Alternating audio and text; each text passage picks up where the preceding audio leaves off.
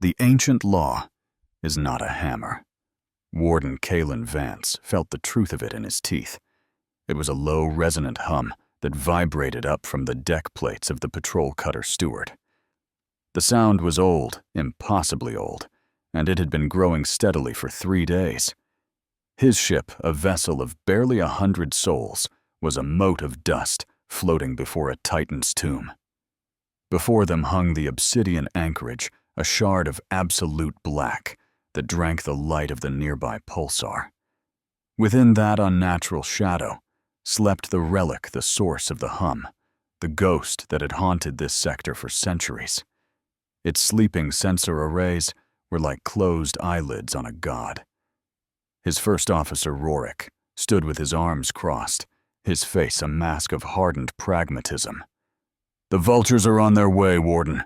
Scans confirm 3 heavy cruisers and a dozen outriders burning hard from the system's edge." Rorik's gaze never left the tactical display, where hostile icons bled into existence like drops of crimson ink.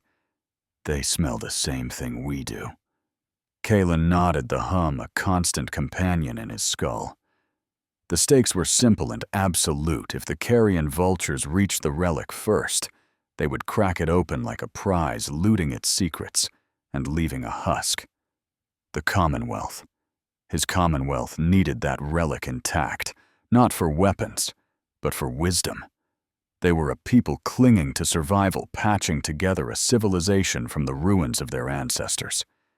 The anchorage was a whisper of a time when humanity had not been broken, had not been scattered. It was a promise of a future that did not involve constant grinding retreat. A sigil faint and ethereal pulsed on the Relic's surface, a balanced scale held in a steady hand. They can have a fight if they want one. Relic grumbled his hand, resting on the sidearm holstered at his hip. Kalen held up a hand. "No, Relic, not yet.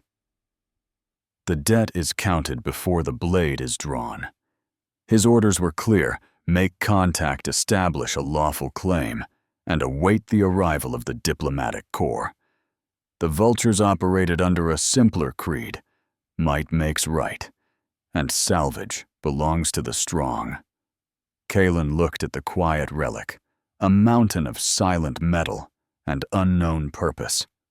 Logos, the steward's integrated intelligence, spoke from the air, its voice calm and devoid of emotion.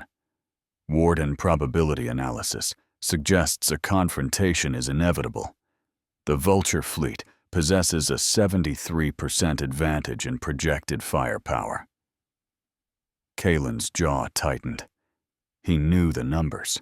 He hated the numbers. What are the chances they'll listen to a legal injunction, Logos? He asked the question dry and rhetorical. Less than 1%, Warden. Their operational history shows a consistent disregard for Commonwealth edicts.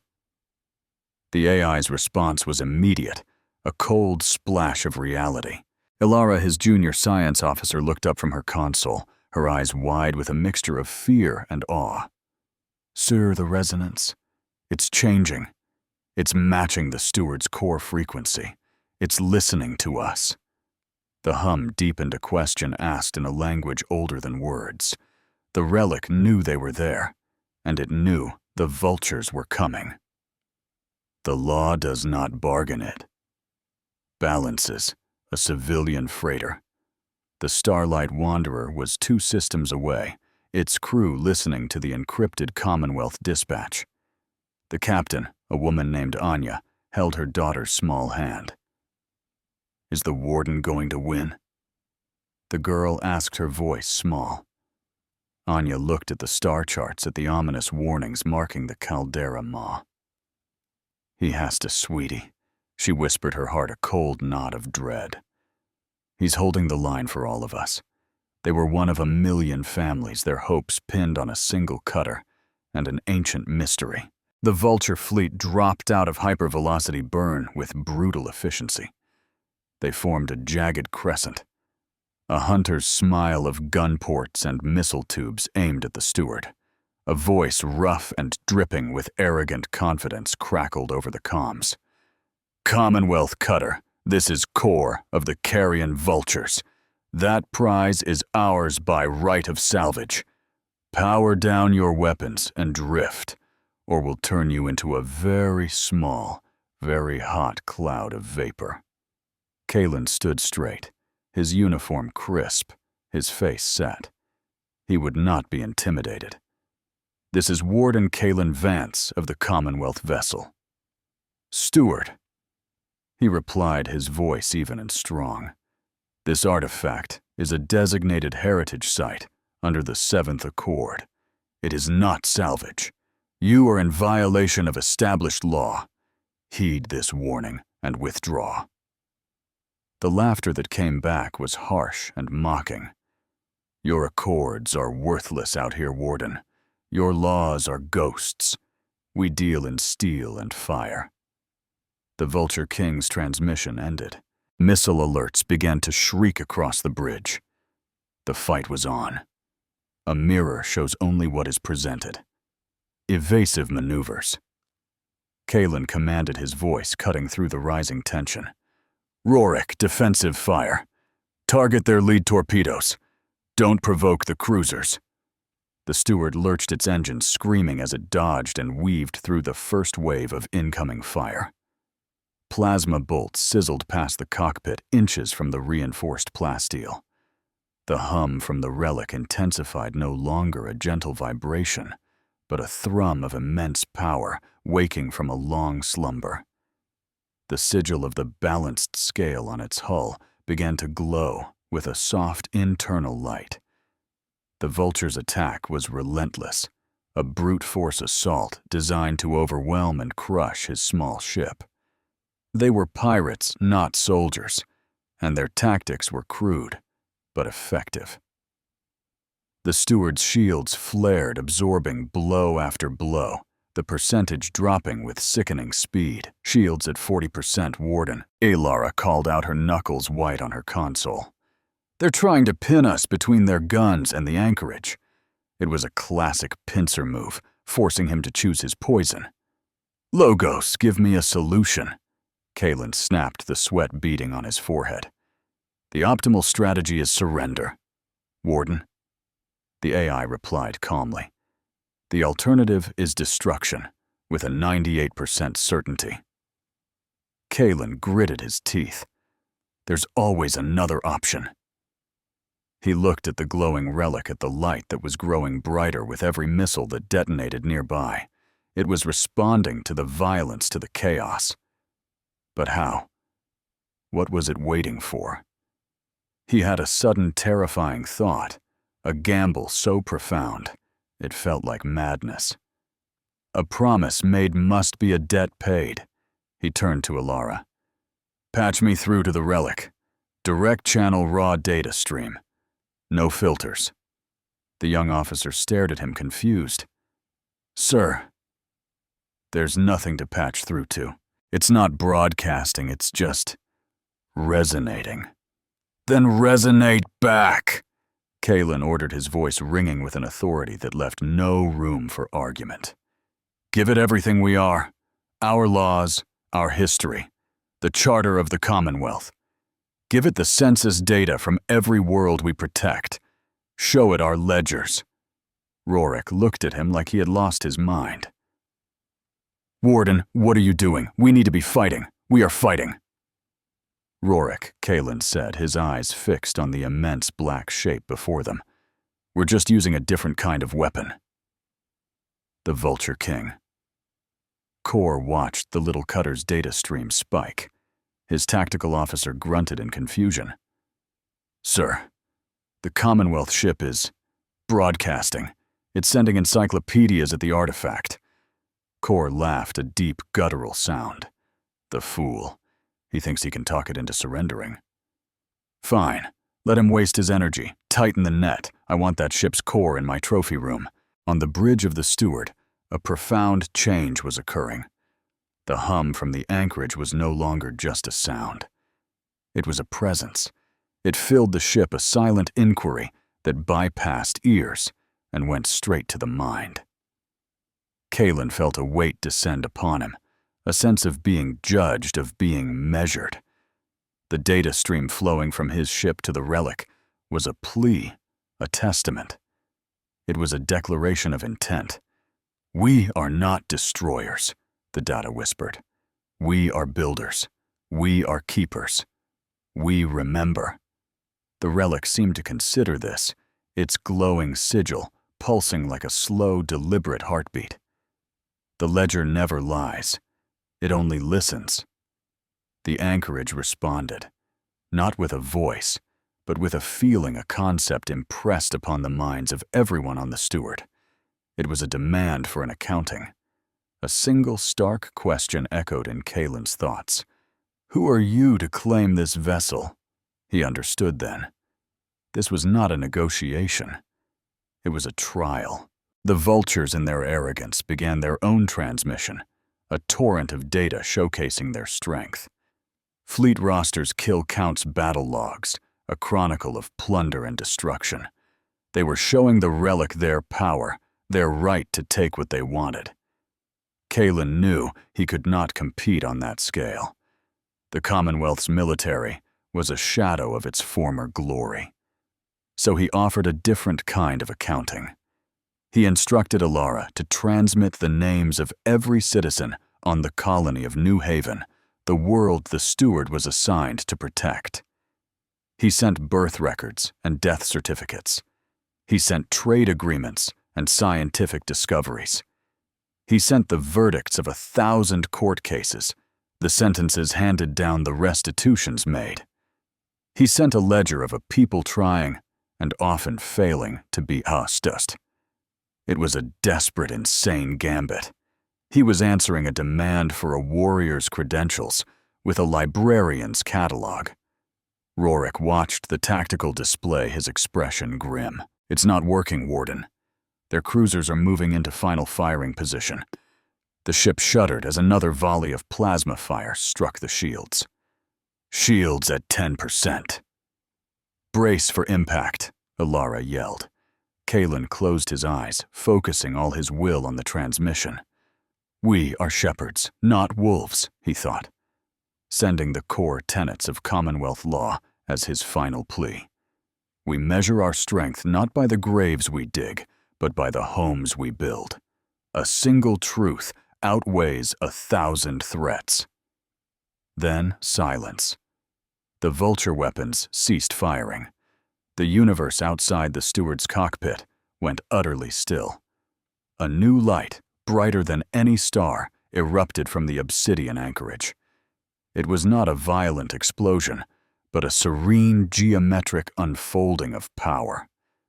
A wave of energy, cool and blue, expanded from the Relic, passing through the Steward without harming it. When it struck the vulture fleet, their systems died. Lights flickered out on their cruisers. Weapons went cold. Their engines sputtered into silence. They were not destroyed, only disarmed. The wave of energy had not been an attack, but an audit.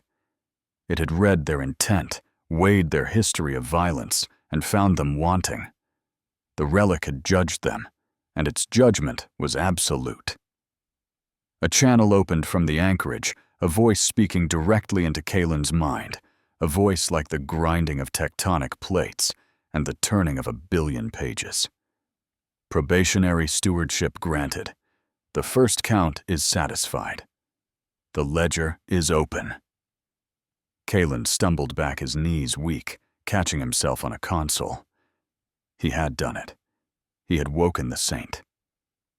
The bridge of the Steward was silent, the crew staring in stunned disbelief at the paralyzed vulture fleet.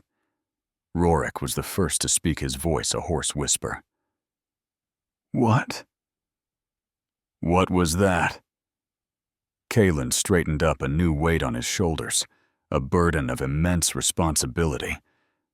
That Rorik, he said, his voice steady, was the law. The sigil on the ancient ship now burned with a fierce, unwavering light. The obsidian anchorage was no longer a tomb. It was a courthouse. And court was now in session. Every action creates an equal and opposite accounting. The Vulture King Kor slammed his fist against a dead console. His ship, the Grave Maw, was adrift, its power systems locked down by an invisible force. Every weapon was inert, every engine cold. They were floating coffins, helpless before the ancient machine they had tried to plunder. "What is this?" he roared, his voice echoing in the powerless bridge. "What kind of weapon is this?" His tactical officer, a wiry man with fear in his eyes, shook his head. "It's not a weapon, sir. It's a constraint. All our systems are functional, but the safeties are locked. We can't even vent the reactors without authorization." Kor stared at the glowing relic, its light seeming to mock him. "Authorization from who?" he snarled. As if in answer, a message appeared on his main view screen, written in stark, simple text. "Stewardship claim recognized. Hostile assets. Secured, pending adjudication." Below the text, the sigil of the balanced scale glowed. It was a symbol of order of a power he could not comprehend. He had brought an army to a treasure hunt, only to find himself in a courtroom accused and convicted without a single shot being fired. On the steward, Ilara was working frantically, her fingers flying across her console. "Warden the Relic. It's interfacing with us. It calls itself the Archival Vessel Veritas. It's granting us limited command protocols." Kalen stepped closer, watching the streams of data flow onto the screen. It was a language of pure mathematics, of logic so profound, it bordered on philosophy. Logos was translating its synthesized voice, filled with a tone that might have been awe. The vessel's purpose is not martial. It is a repository and arbiter of cosmic precedent. It teaches by numbers and remembers by ledgers, never by collars. A foundation of law is built from the weight of its judgments. Kalen felt a chill run down his spine. The lore stamp was real. This was not a warship. It was something far more powerful. It was a judge. "Can we control it?" Rorik asked, his hand still near his sidearm, a habit he couldn't break. "No," Kalen said softly. "I don't think anyone controls it. We have been made deputies. We are its agents in this matter." He looked at the Vulture fleet, disabled but unharmed. The Veritas had not sought to destroy them, only to stop them. It had enforced the law with the minimum force necessary. The voice of the Veritas echoed in his mind again, calm and immense. "A trespass has occurred. A debt is owed. The ledger requires balance. State your terms of restitution, steward." Kalen was taken aback. It was asking him. It was deferring to his judgment. The power to destroy the entire Vulture fleet was likely at his fingertips, a simple command away. He could end the threat of the carrion vultures forever, a final bloody solution. For a moment he was tempted.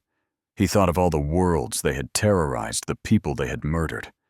But then he looked at the glowing sigil on his screen, the perfectly balanced scale. Vengeance was not justice. The Veritas had not chosen him because he was strong, but because he understood the difference. He took a deep breath, the air on the bridge tasting of ozone and destiny. "Open a channel to the Vulture flagship," Kalen commanded. "It's time to deliver the verdict." Kor's face appeared on the screen, contorted with rage and confusion. "Warden, what have you done? Release my ships. Numbers do not have mercy. They have results." "Your ships are impounded," Kalen stated, his voice as cold and clear as the space between stars. "You have been found guilty of armed trespass and attempted piracy by a power you cannot defy. The sentence, however, is not mine to decide entirely." He paused, letting the weight of his words sink in. He could feel the Veritas, listening, recording his every word, entering it into its eternal ledger. This was his test. This was the moment his stewardship would be confirmed or revoked. The Veritas demands restitution, Kalen continued. You will surrender one of your heavy cruisers, the Iron Vulture, along with its full complement of supplies and munitions, to the Commonwealth as reparations. Kor's eyes widened in fury. You would steal my property, after you've crippled my fleet with this witch machine. It is not theft. It is a fine, Kalen corrected him calmly. A lawfully imposed penalty for your actions. The alternative is the forfeiture of your entire fleet and the lifelong indenture of your crews to repay their debt to the systems you have plundered. The choice was clear. Lose a ship or lose everything. Kor stared at him, his mind racing. He was a creature of violence and greed, but he was not stupid. He understood leverage. And what guarantee do I have that you will release the rest of my fleet if I agree? He snarled. You have the word of a Warden of the Commonwealth, Kalen replied. And you have the judgment of the entity that holds your lives in its hand. The ledger must be balanced. Once your debt is paid, the account will be closed. The truth once spoken cannot be unwritten. It took 10 minutes of simmering silence before Kor gave his assent. The crew of the Iron Vulture were transferred, their faces a mixture of resentment and fear. The ship was handed over, its command codes relinquished to the steward. As soon as the transaction was complete and verified by Logos, the blue light of the Veritas pulsed once more. The Vulture fleet came back to life. Their engines hummed, their lights flickered on, but their weapon systems remained inert. A final message appeared on Kor's screen. Your debt is paid. Depart this system and do not return. The Caldera Maw is under lawful protection. This judgment is recorded. Kor gave Kalen one last look of pure hatred before his ship turned and burned for the system's edge, the rest of his diminished fleet following in its wake. They fled not from a superior fleet, but from a superior principle. They had been defeated not by firepower, but by their own rapacious intent, turned against them. The Veritas had mirrored their aggression and found it unlawful, rendering it null and void. The first lawful act of the awakened saint ship was complete. Alara let out a long, shaky breath she hadn't realized she was holding. They're gone. They actually left. Rorik slowly unholstered his sidearm and placed it on a console, a gesture of finality. It seems there's a new sheriff in town, he said. A slow smile spreading across his face. Kalen watched the last of the Vulture drives vanish into the distance. He had won, but the victory felt heavy. He was now the caretaker of a power that could pacify fleets with a thought, a power that demanded perfect adherence to the law. A key does not make a master, only a keeper. Logos began a full diagnostic sweep of the Iron Vulture, he ordered, turning his attention to the new asset. Alara, I want you to form a team. We're going aboard the Veritas. We have a lot to learn. The true work was only just beginning. The Relic was awake, and the galaxy would have to reckon with it. But as he looked at the calm, glowing sigil, he knew that the Veritas was not a weapon to be wielded. It was a standard to be upheld. His small crew was now the custodian of the most powerful legal document in history. The Commonwealth had sought a piece of its heritage and had found its soul. The hum from the Veritas was different now, a steady rhythmic pulse. It was the sound of a heart beating of a great engine turning over. It was the sound of order returning to a chaotic universe. Kalen Vance, Warden of the Commonwealth, stood on the bridge of his tiny ship, a single man, bound by duty to an ancient silent judge. He had faced the wolves and had not become one. He had held the line. The Veritas floated in the black, its purpose renewed. The obsidian anchorage was no longer a shadow, but a beacon. For the first time in centuries, the Caldera Maw was a place not of plunder, but of law. The saint had awakened, and it had chosen the path of righteousness. It was a new dawn for the Commonwealth, a dawn forged not in the fire of battle, but in the quiet, unyielding light of justice. The work ahead would be monumental, the dangers immense. New enemies would come drawn by tales of this incredible power. Legalists would try to bind it in bureaucracy, cults would try to worship it, and empires would try to seize it. A reckoning is not an end, but a beginning. Kalen knew this. The victory over the vultures was just the first verse of a very long song. He and his crew were now the sole interpreters of a machine that saw the universe in terms of debit and credit of law and transgression. He had to be more than a soldier. He had to be more than a diplomat. He had to be a scholar, a priest, and a judge all at once. He sent a coded message to the Commonwealth High Command, a message that would change the course of their history. It was a simple message, yet it carried the weight of 1,000 worlds. The anchorage is secure. The saint is awake. And it has an appointment book. He looked out at the vast, silent ship, a monument to a forgotten age of humanity. It was not a relic of the past, he realized. It was a blueprint for the future. The responsibility was terrifying. But for the first time in a long time, Kalen Vance felt a surge of hope. The scales had been balanced. The ledger was open. And a new chapter was about to be written, not in blood, but in the clear, precise ink of the law. The hum of the Veritas was a promise. It was the sound of a universe being put back in order, one judgment at a time. The age of pirates and warlords was ending. The age of the law had begun. The shuttle ride from the Steward to the Veritas was a journey of only a few kilometers, yet it felt like crossing an ocean of time.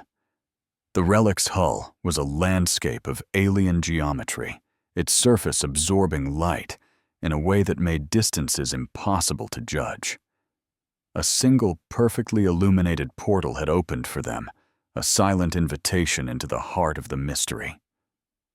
Kalen led the boarding party with Relic and Alara close behind. The air inside did not hiss or cycle. It simply was ancient and pure, carrying a faint scent like cool stone and electricity. They stepped not onto a bridge, but into a chamber of impossible scale. Vast pillars of soft white light stretched into a darkness so profound it seemed to swallow the very concept of a ceiling.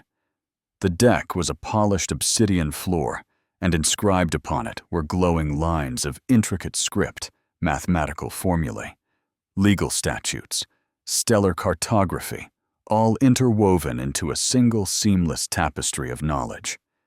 The hum was gone, replaced by a silence that was not empty, but full of information.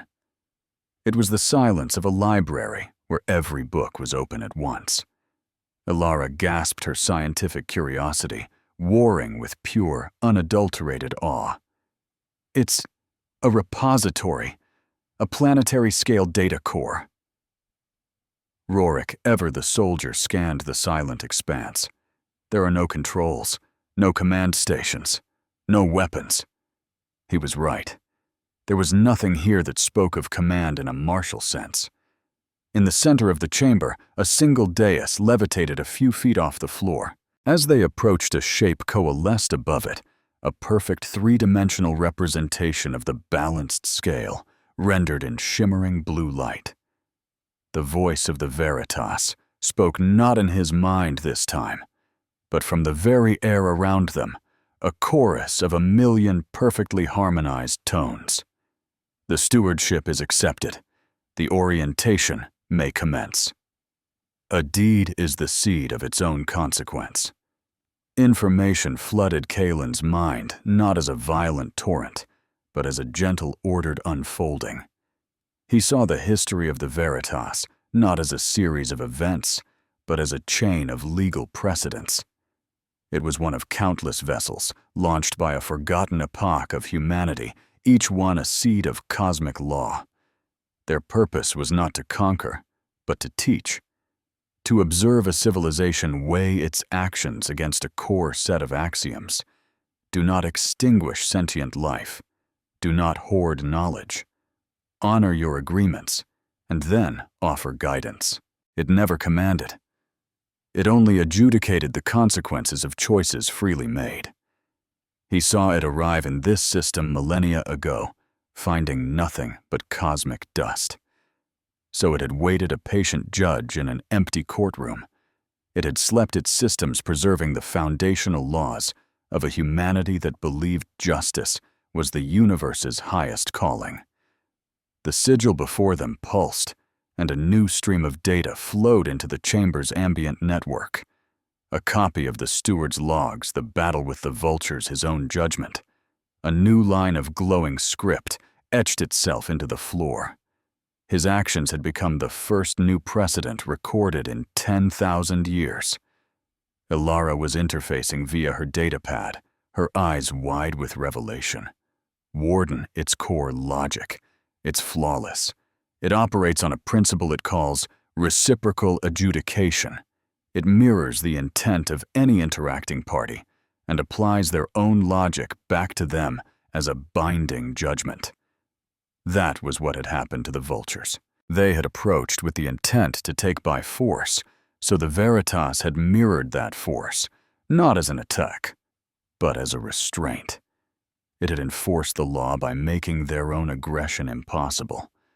The ultimate check and balance. The highest law is the one that binds the lawgiver. So what does it want from us? Relic asked, his pragmatism a necessary anchor in this sea of overwhelming concepts. It wants nothing, Kalen replied, finally understanding. It is a tool, a guide. It offers its wisdom and its judgment, but it will not force us to accept it. That is the first and most important law that binds it. He had not been chosen as a commander, but as an interpreter. His duty was to translate the pure, cold logic of the Veritas into actions and words that the living, breathing, flawed Commonwealth could understand. A priority message pinged on his personal comlink, a direct communique from Commonwealth Command. It was a jarring intrusion of the mundane into the sublime. His report had been received. A fleet was being dispatched. He felt a cold knot form in his stomach as he read the signature of the commanding officer, Admiral Caspar Valerius. The old man was a legend in the legal corps, a staunch traditionalist who saw the law as a set of immutable ancient texts. He would not understand the living, breathing law that was the Veritas. Valerius was coming to put this ghost back in its bottle. Kalen looked at the impossibly ancient, impossibly powerful being he had awakened. He had just sworn an oath of stewardship to a force of cosmic justice. Now he had to face his own people, who would almost certainly see it as a prize to be claimed or a threat to be neutralized. Logos spoke quietly through his earpiece. Warden Admiral Valerius's fleet consists of the dreadnought Lex Talionis and 6 heavy cruisers. His stated purpose is to secure and assess the anomalous artifact. His personal logs indicate a deep suspicion of para-human technologies. The collision was inevitable. The old law was coming to confront the ancient law. A question asked in bad faith cannot have a true answer. On a dusty trade outpost, 3 parsecs from the Caldera Maw, a grizzled freight hauler shared a drink with a young colonist. They're saying a ghost ship woke up out in the Maw. The hauler said, his voice low. Chased off the vultures without firing a shot. The colonist's eyes were bright with excitement. Is it true? Could it be one of the old saint ships from the stories? Maybe the hauler grunted, swirling his drink. Or maybe it's something else, something that shouldn't have been woken up. Power like that? It ain't ever free. The hope and fear of 1,000 scattered worlds were turning toward the obsidian anchorage. Admiral Valerius's fleet arrived with the pomp and ceremony of a state funeral. His ships were immaculate, their hulls gleaming under the pulsar's light. They arranged themselves in a perfect legally mandated formation, a display of order and power. Valerius himself appeared on Kalen's view screen, his face a roadmap of stern discipline, his uniform decorated with the medals of a dozen legal campaigns. Warden Vance, he began, his voice devoid of warmth. You have performed your duty. You will now transfer all data pertaining to the artifact and cede operational authority to this task force. Kalen stood on the steward's bridge, the Veritas. A silent, colossal presence behind him. Admiral, he replied, his tone respectful but firm. I cannot do that. I have been granted probationary stewardship. The Veritas does not recognize transfer of authority by declaration. Valerius's eyes narrowed. The Veritas. Have you given it a pet name, Warden? It is an object, a piece of salvage, and by Commonwealth law, it is the property of the state. With respect, Admiral, it is not an object. It is a sovereign entity of immense legal standing. It has requested a dialogue. Valerius scoffed, a sound like tearing parchment. It can have a dialogue with our archivists after it has been safely towed to a secure facility. I will not have my fleet debating philosophy with a machine. You are relieved of command, Warden. Confine yourself to quarters and prepare to be debriefed. Rorik shifted his weight beside Kalen, his hand resting on his sidearm again. The moment had arrived. An order had been given, and Kalen was about to break it. The weight of a crown is measured by the obedience it cannot command. I am afraid I cannot comply with that order. Admiral Kalen said, his voice ringing with a newfound certainty. My duty is to the law, and the law in this system is currently being administered by the Veritas. Valerius's face hardened into a granite mask of fury. This is insubordination, Vance. This is treason. No, sir. This is due process. As he spoke, Ilara was feeding the Admiral's transmissions, his fleet's public registry, and the text of his orders directly to the Veritas. The ancient machine was listening. It was weighing. It was judging. The response was not long in coming. A broad, high-bandwidth signal emanated from the Veritas, addressed to the entire Commonwealth fleet. It was not a weapon, but a legal injunction. On the bridge of the Lex Talionis, Valerius's officers stared at their screens in disbelief. The Veritas had analyzed the Commonwealth Fleet Code, the very regulations Valerius had sworn to uphold.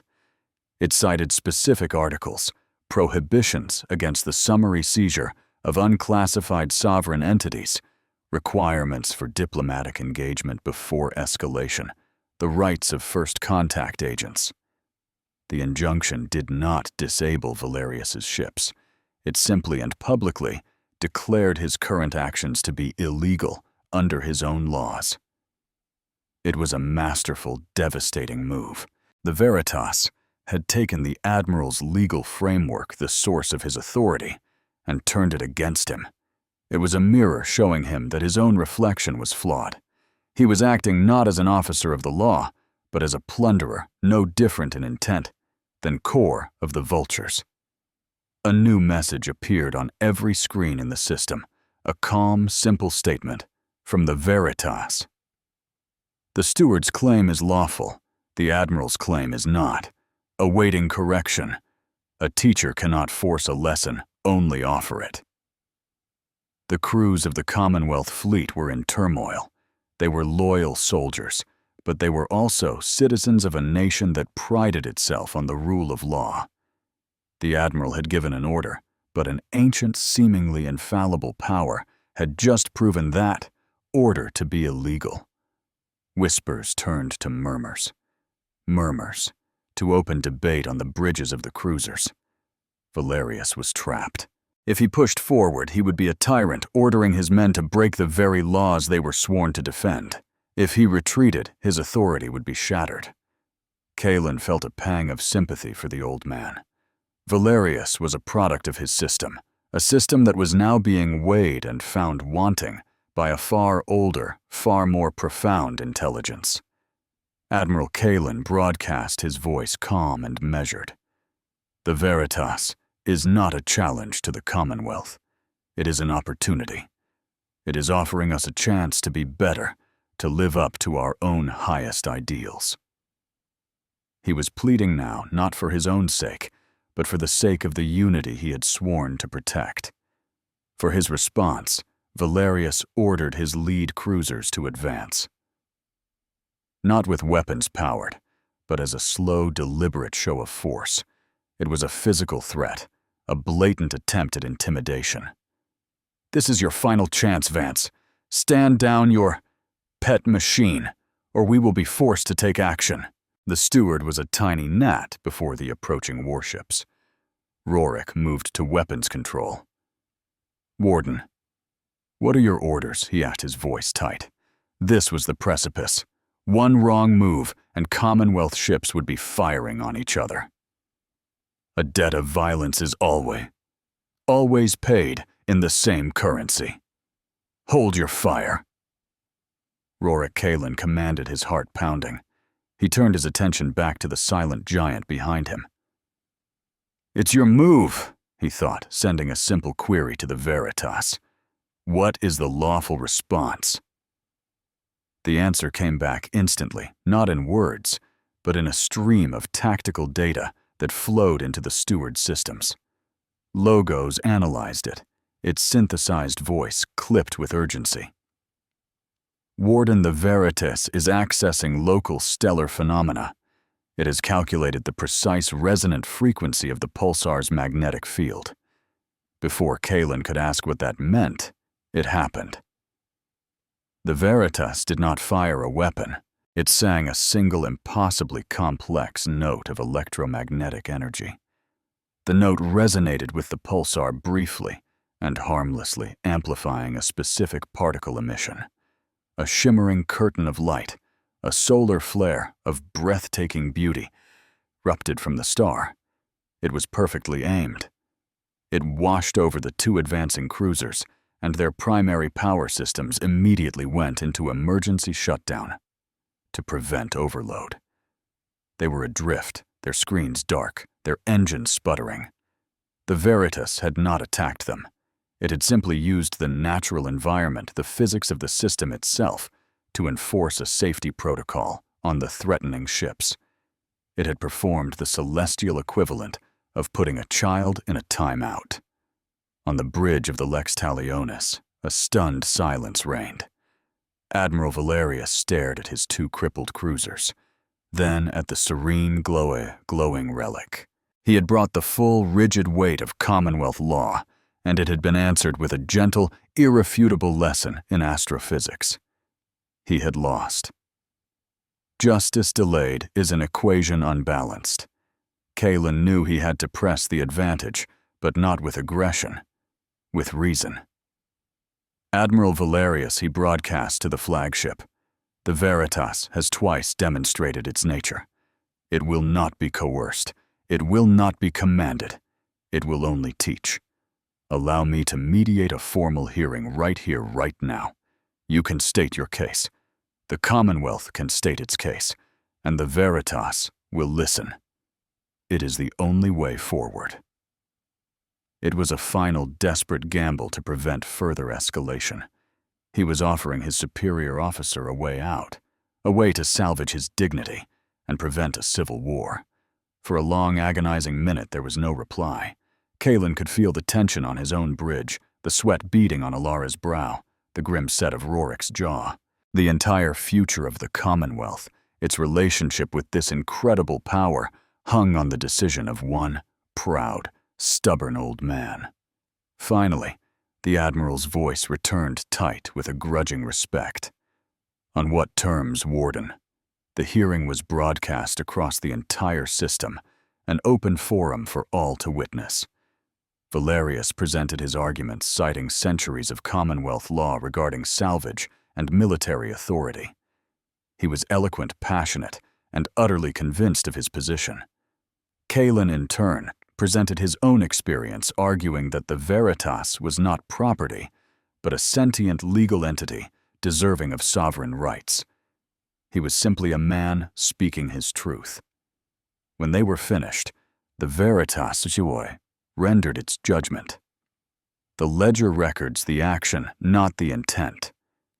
It began by acknowledging the validity of Commonwealth law within its own sphere of influence. But it stated calmly its own legal framework predated the Commonwealth by millennia. It was not bound by their statutes. Its purpose was to serve the spirit of the law, not the letter. Therefore, it confirmed Kalen's stewardship not as a permanent rank, but as a temporary ambassadorship contingent on his continued adherence to justice. It then offered a partnership to the Commonwealth access to its archives, the wisdom of ages, in exchange for a promise to uphold the core axioms. It was an offer of unimaginable generosity.